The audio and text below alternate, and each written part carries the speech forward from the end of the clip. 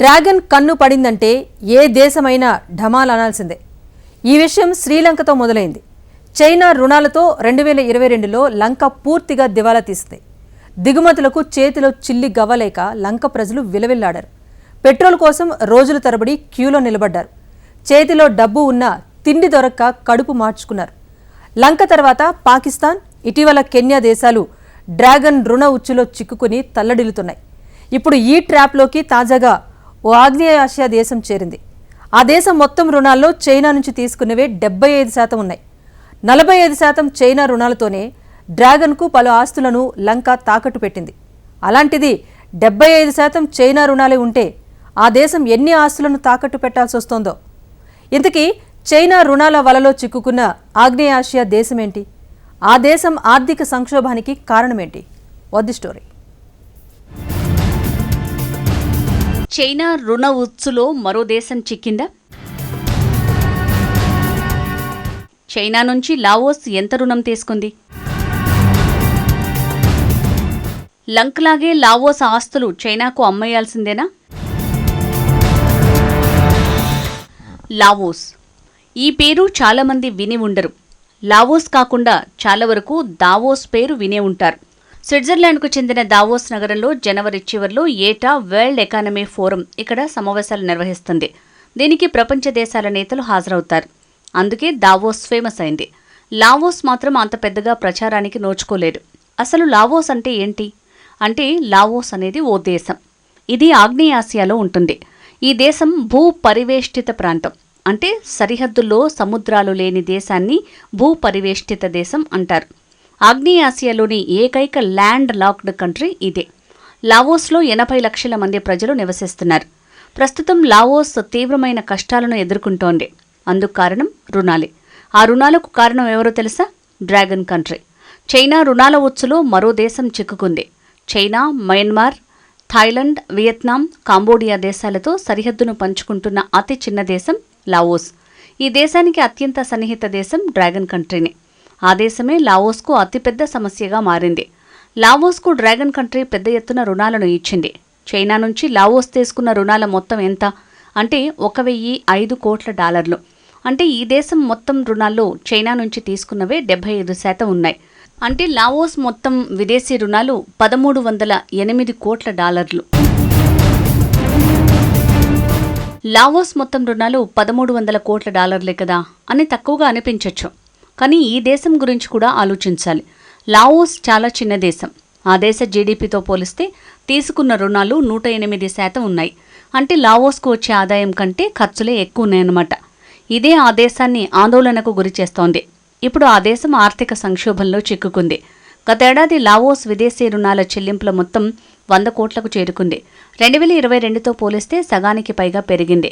దీంతో లావోస్ కొన్ని రుణాల చెల్లింపులను నిలిపివేసింది. 2020 నుంచి ఇలా రుణాల చెల్లింపులను ఆ దేశం వాయిదా వేస్తూ వస్తోంది. అది కూడా కరోనా మహమ్మారి వ్యాపించడంతో ఆ దేశం పూర్తిగా దెబ్బతింది. అప్పటి నుంచి ఆ దేశ రుణాలు రోజురోజుకు మరింతగా పెరుగుతున్నాయి తప్ప తగ్గటం లేదు. అసలు లావోస్ రుణాలు ఎందుకు పెరుగుతున్నాయి? దీనికి పలు కారణాలే ఉన్నాయి. అందులో ఒకటి కీలకమైన కారణం ఉంది. చైనా అధ్యక్షుడు Jinping dream project belt and road initiative BRIలో లావోస్ కూడా భాగమైంది. దివాలా తీయటానికి BRI ప్రపంచ రహదారిగా మారింది. BRIలో భాగంగా హైస్పీడ్ రైల్వే లైన్ నిర్మించేందుకు లావోస్ అంగీకరించింది. దీంతో పాటు హైడ్రో పవర్, రైల్వే లైన్ల ప్రాజెక్టులకు చైనా పెద్ద మొత్తంలో నిధులు ఇచ్చింది.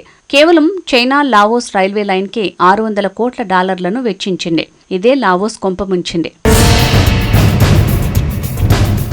అలా BRI ప్రాజెక్టులో భాగమై చైనా రుణ ఉచ్చులో చిక్కుకుపోయిన మరో తాజా దేశం లావోస్. BRI ప్రాజెక్టులో Sri Lanka, Pakistan, Mongolia, Kenya, Zambia, Nepal, Myanmar ఇలా జాబితా చెప్పుకుంటూ పోతే చాలానే ఉన్నాయి. ఈ దేశాలన్నీ డ్రాగన్ కంట్రీ చూపుతో దివాలా తీశాయి. ఇప్పుడు ఈ క్లబ్లోకి లావోస్ కూడా చేరింది. 2022లో భారీ రుణాలతో శ్రీలంక దివాలా తీసింది. అప్పట్లో శ్రీలంకలో పెట్రోల్, గ్యాస్ కోసం కిలోమీటర్ల కొద్దీ వాహనాలు క్యూలో నిల్చోవటం చాలామందికి గుర్తుండే ఉంటుంది. నిత్యావసరాల కోసం ప్రజలు గంటల తరబడి వేచి చూసేవారు. దిగుమతులకు నిధులులేక కొలంబో చేతులెత్తేసింది. దీంతో లంక ప్రభుత్వంలోనూ సంక్షోభం నెలకొంది. కానీ ఇప్పుడు శ్రీలంక క్రమంగా రుణ సంక్షోభం నుంచి కోలుకుంటోంది. కానీ ఇప్పటికీ ద్వీపదేశం తన రుణాలను పునశ్చెల్లింపుల కోసం తీవ్ర ప్రయత్నాలు చేస్తూనే ఉంది. వారం రోజుల క్రితం ప్రైవేట్ రుణదాతలతో శ్రీలంక ఓ ఒప్పందం కుదుర్చుకుంది. 28% రుణాలు తగ్గించుకునేందుకు అంగీకరించారు. ఈ విషయంలో శ్రీలంకది అదృష్టమనే చెప్పాలి. కొంత రుణాన్ని వదిలించుకునేందుకు రుణదాతలు సమ్మతించారు. అయితే లంక అతిపెద్ద మిత్రదేశం చైనా మాత్రం రుణాలను తగ్గించుకునేందుకు అంగీకరించడం లేదు. చైనాతో కూడా రుణాల పునఃచెల్లింపుల విషయంలో లంక చర్చలు జరిపింది. కానీ రుణాలను తగ్గించుకునేందుకు డ్రాగన్ నిరాకరించింది. కావాలంటే నిదానంగా చెల్లించుపో అంటూ లంకపై బీజింగ్ దయ తలిచింది. చైనా రుణాలను ప్రతి పైసాతో సహా కొలంబో తిరిగి చెల్లించాల్సి ఉంటుంది. చైనా రుణాల నుంచి బయటపడాలంటే లంకకు కొన్నేళ్లు పట్టొచ్చు. లంకకు అతిపెద్ద ద్వైపాక్షిక రుణదాత చైనానే. లంక మొత్తం రుణాల్లో చైనా నుంచి తీసుకున్నవి 45% వరకు ఉన్నాయి. కానీ లావోస్ విషయంలో అలా కాదు. ఆ దేశం మొత్తం రుణాల్లో చైనావి 75% ఉన్నాయి. $1,000 కోట్ల పైగా చైనాకు లావోస్ చెల్లించాల్సి ఉంది. అయితే ఈ రుణాల్లో కొంత వదులుకోవటానికి బీజింగ్ ఏమాత్రం సిద్ధంగా లేదు. దివాళా అంచున కూరుకుపోయిన లావోస్కు ఊరట లభించాలంటే చైనా బకాయిల చెల్లింపుల నిబంధనలను సడలించాల్సిందే. అయితే అందుకు డ్రాగన్ కంట్రీ ససేమిరా అంటోంది. అప్పులు చెల్లించాల్సిందేనని శ్రీలంకను పట్టుబట్టినట్టే లావోస్ను కూడా డిమాండ్ చేస్తోంది. అయితే అప్పుల చెల్లింపు విషయంలో మొదట్లో చైనా ఊరటనిస్తుందని, కానీ భవిష్యత్తులో మాత్రం బకాయిలను ముక్కు పిండి వసూలు చేస్తుందని నిపుణులు చెప్తున్నారు. అంటే చైనా రుణాల ఉత్సు నుంచి లావోస్ బయటపడేందుకు కొన్ని దశాబ్దాలు పట్టొచ్చనమాట. లేదంటే ప్రత్యామ్నాయ మార్గాన్ని కనుక్కోవాల్సి ఉంటుంది. గత్యంతరం లేక కలకమైన ఆస్తులను లావోస్ చైనాకు సమర్పించుకోవాల్సి ఉంటుంది.